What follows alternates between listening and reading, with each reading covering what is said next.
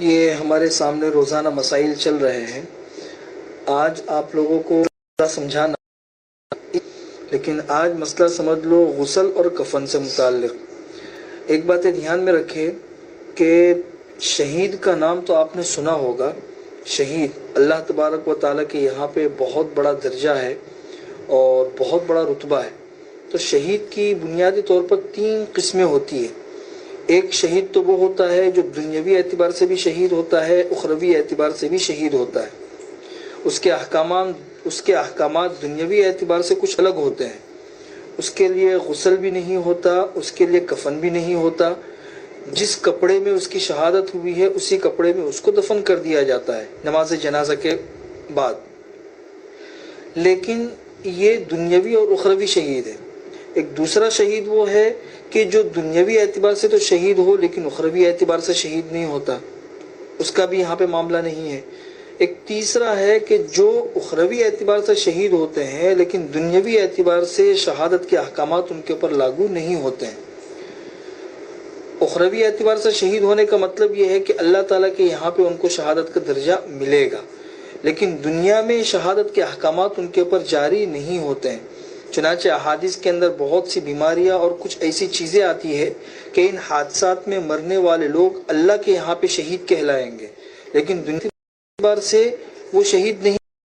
چنانچہ ان لوگوں بھی ضروری ہے، کفن پہنانا بھی ضروری ہے، نماز جنازہ بھی ضروری ہے، اور پھر اس کے بعد ان کی تدفین ہوگی.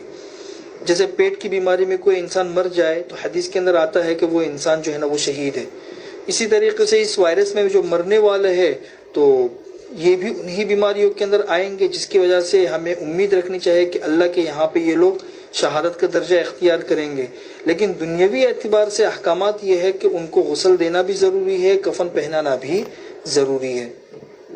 جہاں تک غسل دینے کا تعلق ہے تو غسل دینے کا تعلق ایسا ہے کہ انسان کے ناپاک ہونے کے بہت سے اسباب ہیں.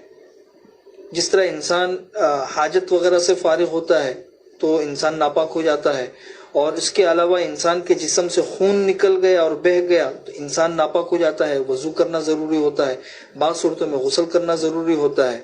تو ناپاکی کے اسباب میں سے ایک سبب انسان کا انتقال بھی ہے. انسان کے جسم سے روح نکلتی ہے، یہ انسان کے ناپاک ہونے کا ایک سبب ہے. اسی وجہ سے مرحوم کو غسل دینا ضروری ہوتا ہے کہ غسل دے کر ہم اس کو پاک کریں، پھر اس کے بعد اس کو اس کے اللہ کے حوالے کریں. تو یہ غسل جو ہے یہ زندوں کے اوپر مردہ کا ایک حق ہوتا ہے، اور مسلمان کے جو حقوق ہیں ان میں سے ایک حق یہ بھی ہے. اب جو موجودہ صورتحال ہے، اس موجودہ صورتحال میں مصنون طریقہ جو غسل کا ہے وہ تو ہم میں سے ہر ایک کو پتہ ہے، کتابوں میں لکھا ہوا بھی ہے. تو مصنون طریقے سے غسل دینے کی اگر اس کے لیے گنجائش ہے حکومت کے قانون میں اور ڈاکٹروں کی ہدایت کے مطابق تو پھر مصنون طریقے سے غسل دینا چاہیے، ماسک پہن کے اور ہاتھ میں گلوز وغیرہ پہن کے. اور اگر مصنون طریقے سے غسل دینا اس کے لیے ممکن نہ ہو قانونی مجبوریوں کی وجہ سے، ڈاکٹروں کی ہدایت کی وجہ سے، تو دوسرا طریقہ یہ ہے کہ اس کے اوپر پانی بہا دیا جائے. عام طور پر جو غسل دیا جاتا ہے تو اس غسل دینے کے اندر پانی بھی بہایا جاتا ہے اور جائے، اس لیے کہ پانی بہانا یہ بھی غسل ہی کے قائم مقام ہو جاتا ہے. چنانچہ فقہ کے اندر جزیہ موجود ہے کہ اگر کسی کا انتقال ہو گیا اور لاش پھٹ گئی اور اس کو ہاتھ لگا کے غسل دینا ممکن نہیں ہے تو اوپر سے صرف پانی بہا دینا یہ غسل کے قائم مقام ہو جاتا ہے. تو اسی جزیے پر ابھی ہم عمل کر سکتے ہیں. دوسری شکل.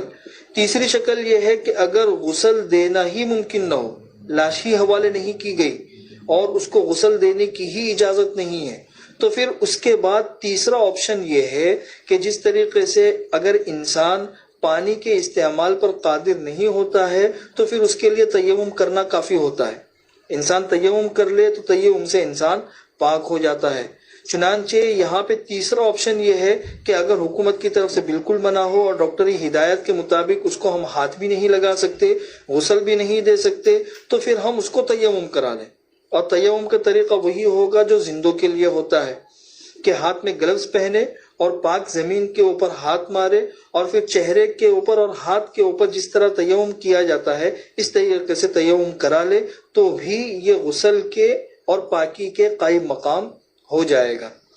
چوتھی بات یہ ہے کہ بہت سے لوگ پوچھتے ہیں کہ اب تو ایسا ہے کہ ہاسپٹل سے ڈائریکٹ تابوت کے اندر یا لاش کو بالکل پیک کر کے حوالے کیا جاتا ہے، اس کو تیمم کرانا بھی ممکن نہیں ہوتا۔ اگر ایسی سچویشن ہو تو اس کے لیے چوتھا طریقہ یہ ہے کہ جس طریقے سے آپ نے دیکھا ہوگا کہ اگر کسی انسان کے جسم پر کوئی زخم لگ جائے اور اس زخم کے اوپر پٹی بندھی ہوئی ہے تو مجبوری کے وقت میں اس پٹی کے اوپر مسح کر لینا کافی ہوتا ہے۔ مسح کر لیا تو پٹی کے نیچے کا جو حصہ ہے وہ پاک ہو جاتا ہے، جس کو فقہ کی اصطلاح میں مسح علی الجبیرہ کہتے ہیں۔ مسح علی الجبیرہ، پٹی کے اوپر مسح کرنے کے احکامات جو فقہ کی کتابوں میں مستقل ایک باب ہوتا ہے، اس کے ضمن میں بہت سے مسائل ہوتے ہیں۔